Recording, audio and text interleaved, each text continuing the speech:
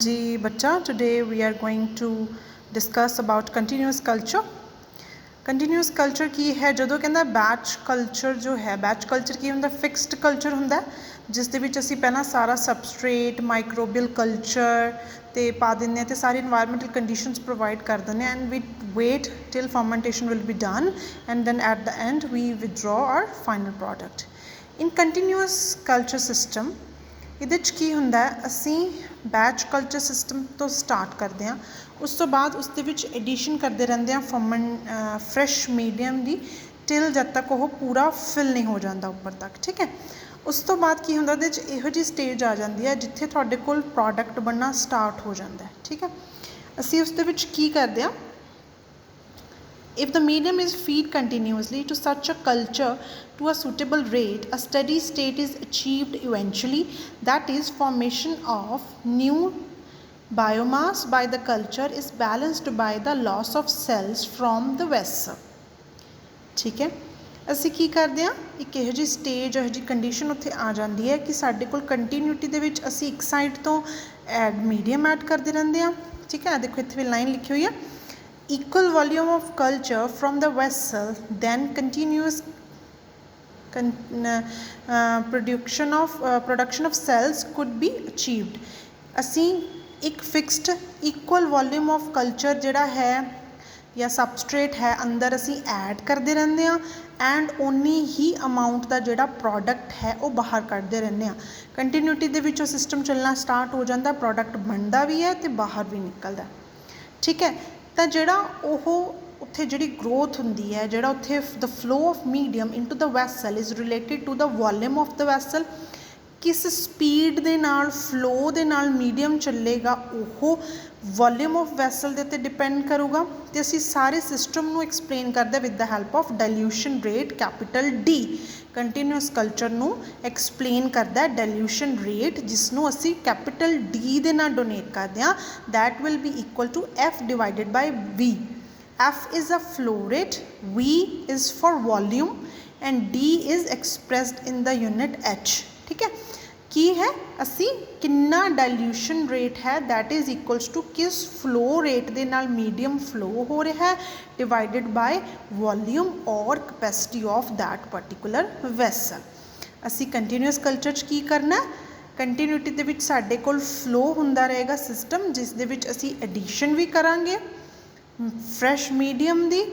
And अपना product भी नाल दी नाल एक्सट्रैक्ट कड्ढी जावांगे सो किन्नी स्पीड दे नाल अंदर जा रहा है उन्नी स्पीड दे नाल बाहर आऊगा एंड असी इस ओवरऑल सिस्टम नू डी दे नाल एक्सप्लेन करांगे dilution rate is equals to F upon we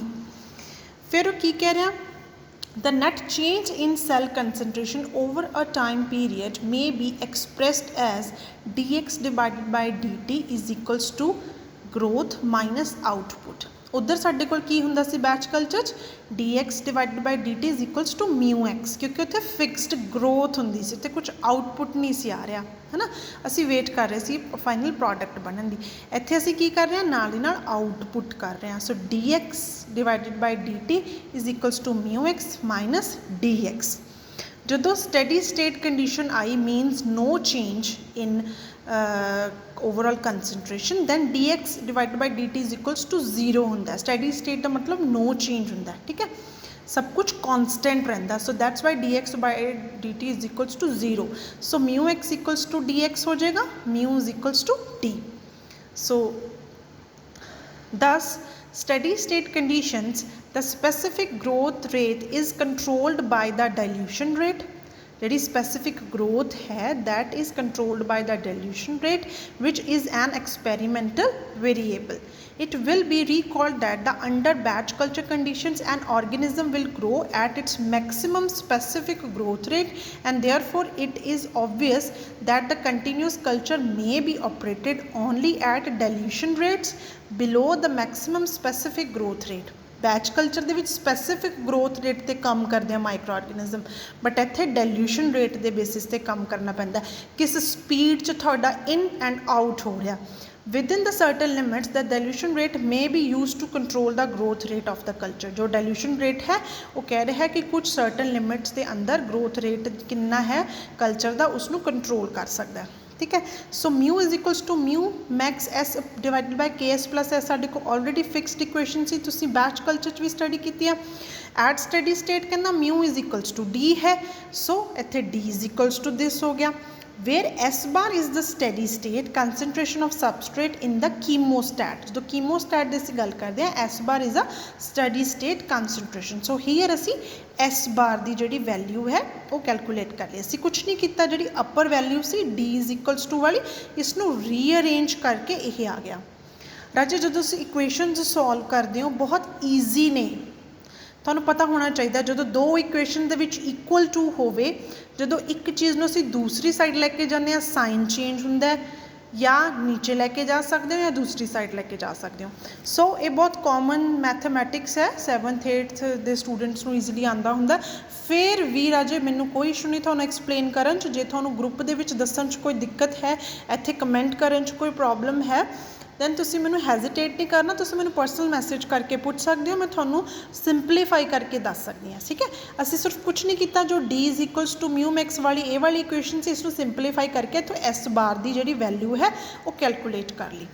ठीक है जी, उस तो बाद की होया एक्स बार की अपने को ऑलरेडी वैल्यू है कीमोस्टैट की, आप पिछे भी पढ़ी सी। ठीक है, सो इत्थे जदों असीं एस बार की वैल्यू साडे कोल इत्थे सी, असीं वो इत्थे पुट कर देनी। ठीक है, टू डिफरेंशिएट कि असी बैच या कंटीन्यूस की गल कर रहे हैं तो बार दे नाल डिफरेंशिएट करता, साडे को फाइनल 2.15 जी है वैल्यू आ गई। उस तो बाद जो तुसी सारी जी है वर्डिंग है नोट्स तुहाडे कोल हैगे हैं, इसनूं प्रॉपरली तुसी रीड कर लेना हर एक चीज़ नूं। ठीक है, कोई डाउट होया मैनूं पुछ लेना, अगर तुसी ध्यान नाल पढ़ोगे राजे समझ आ जाएगा। ठीक है, फिर की है अगे कुछ डायग्राम्स ग्राफ्स बनाए हुए हैं। ग्राफ्स के की है डाइल्यूशन रेट दिता है, इधर स्टडी स्टेट बायोमास कंसनट्रेशन है, इधर रेजिडुअल सबस्ट्रेट कंसनट्रेशन डिक्रीज़ हो रही है, कंसनट्रेशन बढ़ रही है। इत्थे अगर एक तो ज़्यादा सिस्टम्स की असी गल करिए दैन की कंडीशन हुई ये आएगा। सो इन्ना सी कंटीन्यूस कल्चर बारे। सो अज का तुहाडा की काम है, पेज नंबर 16 है बुक का, इत्थों तुसी पढ़ना स्टार्ट करना। ठीक है, 17 नंबर एंड 18 नंबर तो 19 हाफ मल्टी स्टेज सिस्टम तो उपर तक तुसी पढ़ना है। ठीक है, नैक्सट लैक्चर दे विच मैं तुहानू multi stage system and feedback system पढ़ाऊँगी, उस तो बाद फिर असी फीडबैक सिस्टम पढ़ूँगे। There is a huge difference between feedback and feedback system. Okay, thank you बच्चा। If you have any doubt और query please comment sections below, और please comment as well like किवें दी तुहानू वीडियो लगी, is it helpful और not, please comment. Thank you so much.